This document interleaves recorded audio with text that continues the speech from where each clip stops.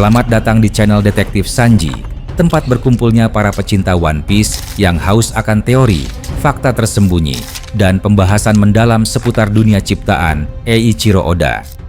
Di sini, kami tidak hanya mengikuti alur cerita, tapi juga menganalisis setiap petunjuk, menghubungkan fakta-fakta kecil yang sering terlewat, dan mencoba memecahkan misteri besar seperti siapa Joy Boy sebenarnya, apa tujuan sejati pemerintah dunia, hingga sejarah abad kekosongan yang selama ini ditutupi. Setiap video di channel ini disusun dengan riset yang mendalam, sudut pandang kritis, dan tentunya semangat nakama sejati.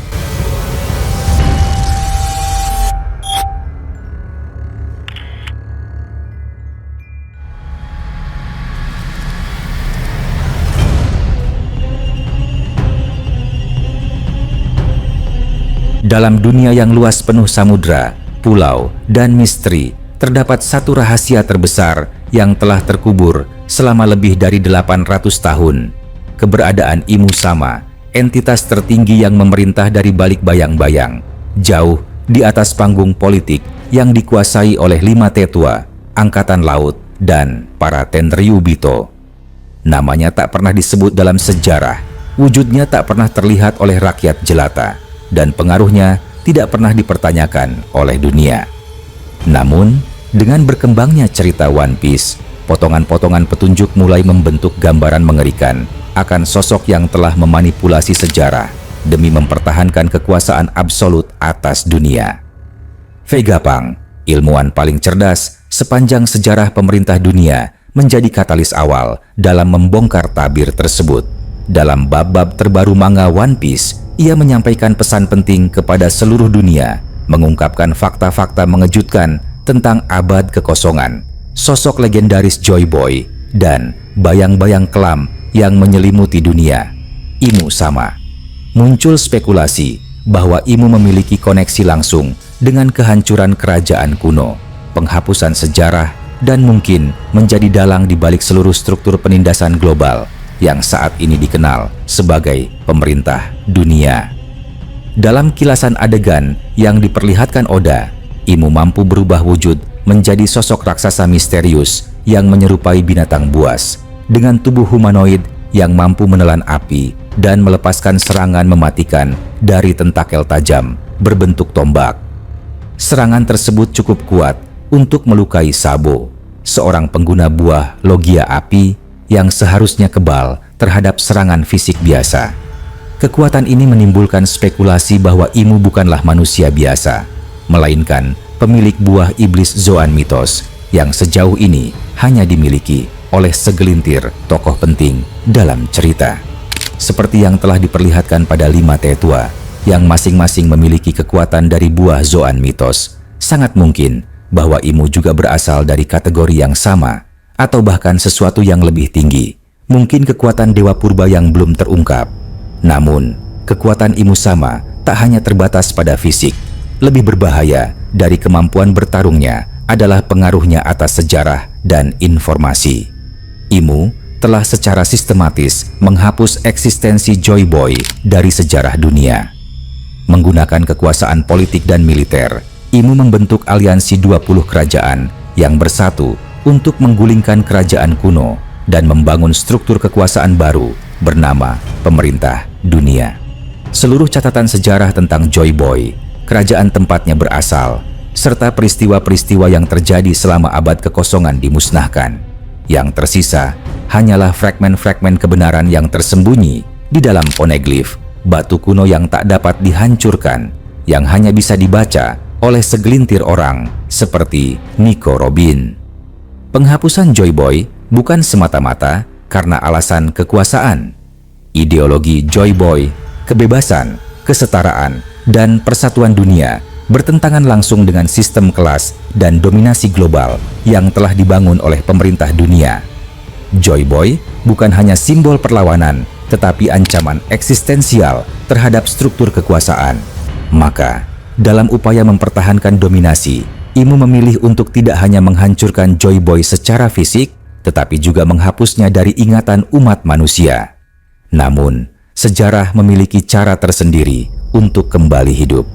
Dengan bangkitnya Luffy, seorang bajak laut muda yang menolak tunduk pada otoritas, semangat Joy Boy kembali menyala.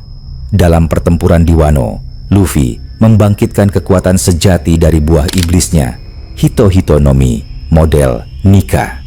Kekuatan ini bukan sekadar fisik, melainkan simbol kebebasan absolut.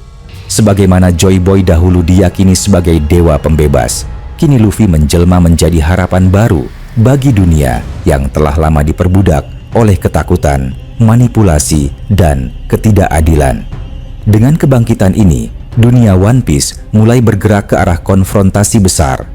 Kekuatan lama yang selama ini tak tersentuh mulai terancam. Para revolusioner bergerak. Kaum tertindas mulai menyuarakan harapan. Sekutu-sekutu Luffy di berbagai lautan, samurai dari Wano, pasukan revolusioner, suku Ming, para pengguna buah iblis, bahkan para bajak laut besar lain yang melihat potensi Luffy sebagai raja bajak laut sejati, mulai menyatukan kekuatan untuk menghadapi kekuatan paling gelap dalam sejarah. Imu bukan sekadar penguasa, ia adalah penjaga rahasia. Ia adalah simbol stagnasi, penindasan, dan manipulasi. Konfrontasi antara Luffy dan Imu bukan hanya akan menjadi pertarungan fisik antara dua makhluk kuat, tetapi juga pertempuran ideologi terbesar yang pernah terjadi dalam sejarah dunia One Piece. Pertanyaannya adalah, apakah Luffy cukup kuat untuk menggulingkan struktur yang telah bertahan selama 800 tahun? Pemerintah dunia tidak akan tinggal diam. CP0, Angkatan Laut, bahkan mungkin senjata kuno seperti Uranus, Pluton, dan Poseidon akan diturunkan untuk menghentikan kebangkitan ini.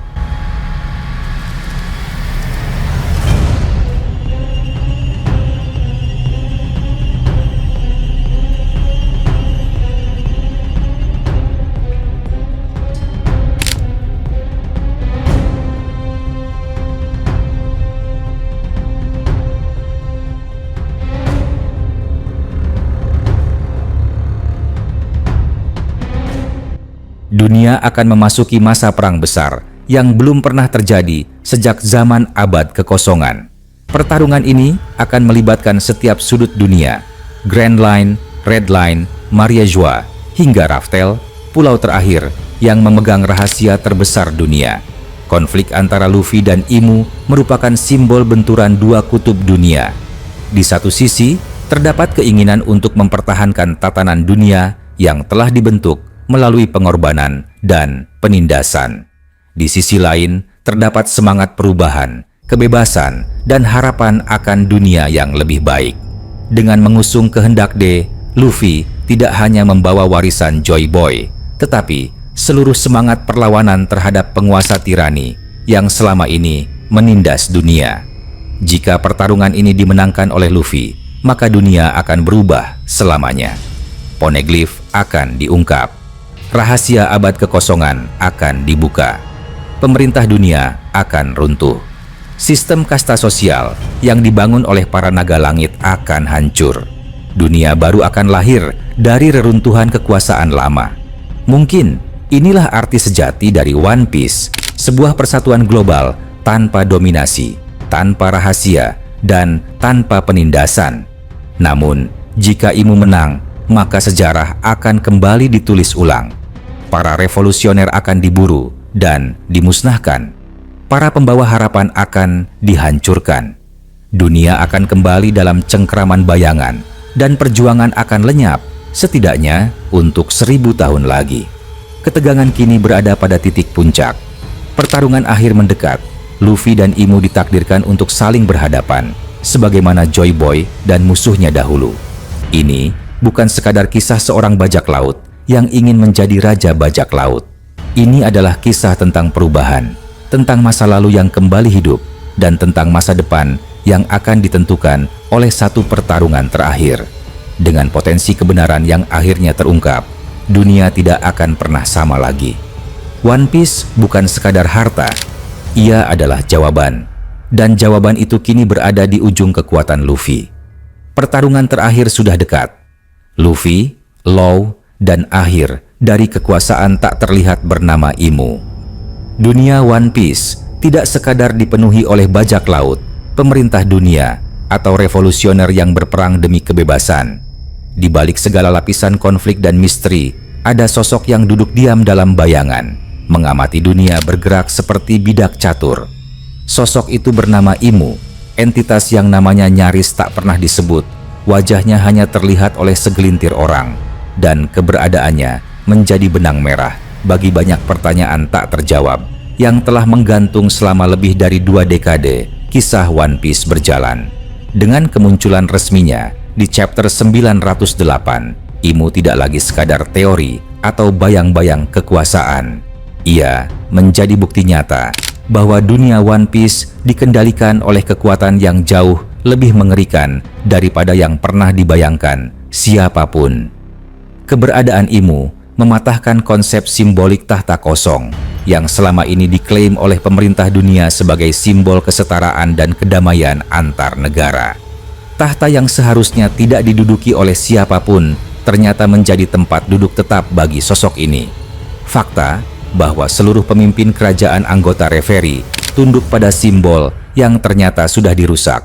Maknanya sejak awal menunjukkan bahwa struktur dunia telah dibangun di atas fondasi kebohongan masif dan manipulasi sejarah. Namun, pertanyaan terbesar masih menggantung. Apa sebenarnya Imu itu?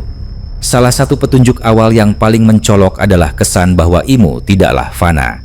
Berdasarkan informasi yang diberikan di manga, pemerintah dunia telah berdiri selama lebih dari 800 tahun dan tidak ada bukti bahwa Imu pernah digantikan oleh sosok lain. Jika Imu memang individu yang sama sejak pendirian organisasi tersebut, maka bisa disimpulkan bahwa ia memiliki akses terhadap sumber keabadian.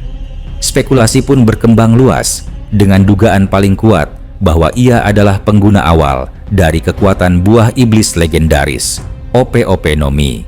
Buah ini dikenal memiliki kemampuan operasi keabadian, yaitu prosedur pengorbanan satu nyawa untuk memberikan keabadian pada orang lain.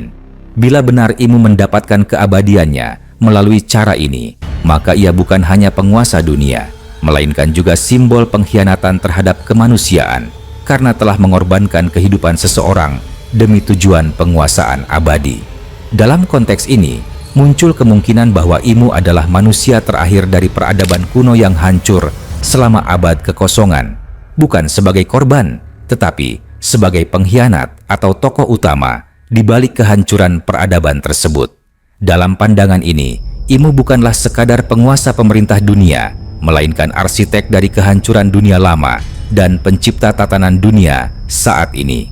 Jika Imu adalah penyintas terakhir dari kerajaan kuno atau bahkan penghancurnya, maka perannya dalam sejarah adalah lebih besar dari siapapun, termasuk Gold Roger atau Joy Boy.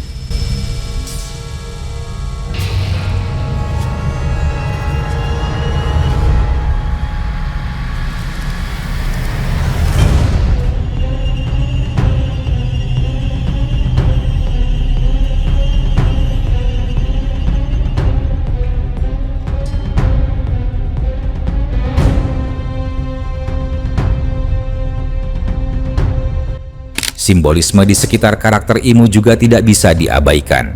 Dalam beberapa panel, Imu digambarkan berada di tengah-tengah taman yang dipenuhi kupu-kupu dan bunga, simbol klasik dari transformasi, kematian, dan kelahiran kembali. Ini mungkin bukan sekadar estetika visual, melainkan petunjuk bahwa Imu bukanlah satu entitas stagnan, melainkan hasil dari proses berulang. Mungkin Imu adalah kesadaran yang bereinkarnasi, atau entitas yang mampu menyalurkan dirinya ke dalam tubuh baru setiap generasi. Atau bisa jadi Imu adalah wadah yang digunakan oleh satu roh purba untuk terus hidup melalui regenerasi biologis atau manipulasi genetika kuno. Keterkaitan Imu dengan teknologi atau kekuatan supernatural juga diperkuat oleh fakta bahwa ia mampu menghancurkan pulau secara instan, seperti yang terlihat dalam chapter 1060. Tidak ada senjata yang dikenal dalam dunia One Piece yang mampu melakukan hal tersebut, kecuali senjata kuno seperti Uranus, Poseidon, atau Pluton. Tapi yang paling mencurigakan adalah kenyataan bahwa kekuatan ini digunakan langsung oleh Imu bukan melalui alat bantu atau pihak ketiga. Artinya, Imu mungkin tidak hanya mengendalikan senjata kuno, tapi menjadi satu kesatuan dengan senjata itu sendiri. Teori yang berkembang menyatakan bahwa Imu adalah Uranus, senjata kuno langit, yang dikabarkan memiliki kekuatan destruktif absolut. Jika benar, maka itu menjelaskan mengapa Imu begitu tak terkalahkan, karena ia bukan hanya penguasa, tetapi juga alat penghancur terkuat dalam sejarah. Bukti lain dari kekuatan luar biasa Imu adalah loyalitas mutlak dari para Gorosei. Para tetua ini bukanlah pejabat biasa. Mereka adalah figur yang memiliki bentuk titan, kemampuan teleportasi, dan ketahanan fisik luar biasa. Tidak ada indikasi bahwa mereka adalah pengguna buah iblis biasa. Mungkin mereka adalah hasil eksperimen kuno untuk menciptakan pasukan abadi yang dikhususkan melindungi Imu. Jika ini benar, maka seluruh inti pemerintah dunia adalah hasil dari eksperimen selama berabad-abad menggunakan teknologi dari abad kekosongan, sebuah sisa ilmu pengetahuan yang telah sengaja dihapus dari sejarah. Imu bukan hanya penguasa bayangan, tetapi juga penjaga rahasia terbesar dunia. Dalam chapter 967, ketika Roger dan kru menemukan kebenaran tentang abad kekosongan di Loftel, mereka tertawa. Tapi, tawa itu bukan tanda kebahagiaan, melainkan reaksi terhadap sesuatu yang terlalu besar dan terlalu mengerikan untuk dijelaskan. Fakta bahwa mereka memilih untuk tidak mengungkapkan kebenaran tersebut menunjukkan bahwa Imu bukan sekadar sejarah, tetapi trauma kolektif yang dipendam oleh sejarah itu sendiri. Koneksi antara Imu dan buah iblis secara umum juga menimbulkan banyak pertanyaan. Vegapunk menyatakan bahwa buah iblis merupakan manifestasi keinginan manusia. Jika teori ini benar, maka ada kemungkinan bahwa Imu adalah orang pertama yang memahami hakikat buah iblis secara menyeluruh, bahkan mungkin menciptakan sebagian darinya. Kemampuannya untuk menghancurkan Saturn dalam sekejap di chapter 1085 adalah indikasi bahwa kekuatannya tidak berasal dari buah biasa. Mungkin ia adalah entitas yang memahami struktur dasar buah iblis, memanipulasi arus keinginan manusia, dan menciptakan buah dengan potensi tertentu. Namun, kekuatan besar membawa kelemahan besar. Operasi keabadian dari OP-OP Nomi tidak memberikan kekebalan terhadap luka atau kematian. Seseorang yang abadi tetap bisa dibunuh jika memiliki kelemahan fisik. Ini adalah celah pertama dalam dominasi Imu. Disinilah Joy Boy yang baru, pemilik kekuatan Hito-Hito Nomi model Nika, Luffy, menjadi penyeimbang kekuatan. Nika adalah simbol pembebasan mutlak, kebalikan dari penindasan. Bila Imu adalah simbol kontrol, maka Joy Boy adalah simbol kekacauan terencana, dan pertempuran antara dua kekuatan ini akan menjadi kulminasi utama dalam sejarah One Piece. Namun, bukan hanya Luffy yang penting dalam konflik ini. Trafalgar D. Waterloo sebagai pemilik kekuatan OP-OP Nomi adalah sosok yang secara literal dan simbolis mampu mengakhiri keabadian Imu. Pengetahuannya tentang operasi abadi dan latar belakang medisnya menjadikan dirinya satu-satunya individu yang mungkin menemukan cara untuk membalik efek dari operasi tersebut. Fakta bahwa Law memiliki aliansi dengan Luffy juga memperkuat kemungkinan bahwa ia akan menjadi kunci dalam menjatuhkan Imu, bukan hanya sebagai sekutu, tetapi sebagai instrumen takdir. Dalam konteks global, pengungkapan tentang Imu akan menjadi bencana politik dan sosial yang luar biasa. Rakyat dunia selama ini mempercayai bahwa pemerintah dunia adalah entitas netral yang menjaga keseimbangan dunia. Jika terbongkar bahwa dunia selama ini dikuasai oleh satu entitas abadi yang menggunakan kekuatan luar nalar dan sejarah palsu untuk mempertahankan hegemoninya, maka kepercayaan terhadap pemerintah dunia akan runtuh dalam sekejap.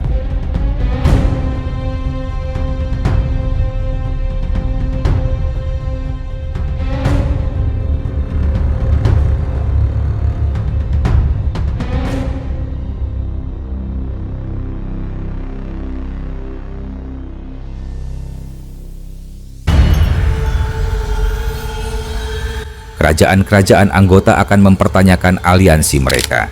Pasukan angkatan laut, terutama mereka yang memiliki moral seperti Fujitora dan Smoker, mungkin akan membelot dan berbalik melawan struktur yang selama ini mereka lindungi. Perang besar yang diramalkan Oda pun akan terjadi. Perang antara kekuatan penindas dan kekuatan pembebas. Antara mereka yang berjuang demi dunia baru dan mereka yang bertahan demi dunia lama. Imu berada di pusat semua ini sebagai simbol dari dunia yang seharusnya sudah mati sejak abad kekosongan, tapi masih hidup berkat manipulasi sejarah dan penghapusan identitas. Satu hal yang pasti, Imu bukanlah manusia biasa. Ia adalah simbol dari sejarah yang dibekukan, dari trauma yang disembunyikan, dari keinginan untuk mengendalikan takdir umat manusia. Dan kini, dengan Luffy yang mulai mengungkap tirai sejarah, waktunya hampir habis. Dunia One Piece telah memasuki bab terakhir. Dan akhir dari Imu, entah itu dalam bentuk kehancuran fisik, simbolik, atau keduanya, akan menjadi awal dari dunia baru. Penggemar sejati One Piece hanya bisa menunggu dan berspekulasi. Apakah Imu akan terbuka jati dirinya? Apakah buah OP-OP Nomi menjadi kunci akhir? Atau justru akan ada rahasia lain yang lebih mengerikan dari apapun yang sudah terungkap sejauh ini?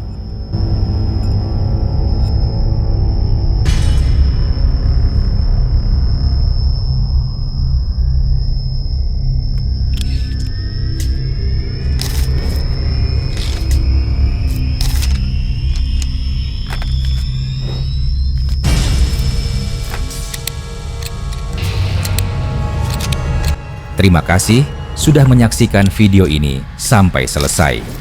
Kalau kalian menikmati konten ini, jangan lupa klik tombol like, tinggalkan komentar di bawah, karena semua teori dari kalian juga sangat berarti dan bisa jadi bahan diskusi di video berikutnya. Dan tentu saja, klik subscribe serta aktifkan lonceng notifikasi supaya kalian tidak ketinggalan update terbaru dari kami. Sampai jumpa di video selanjutnya.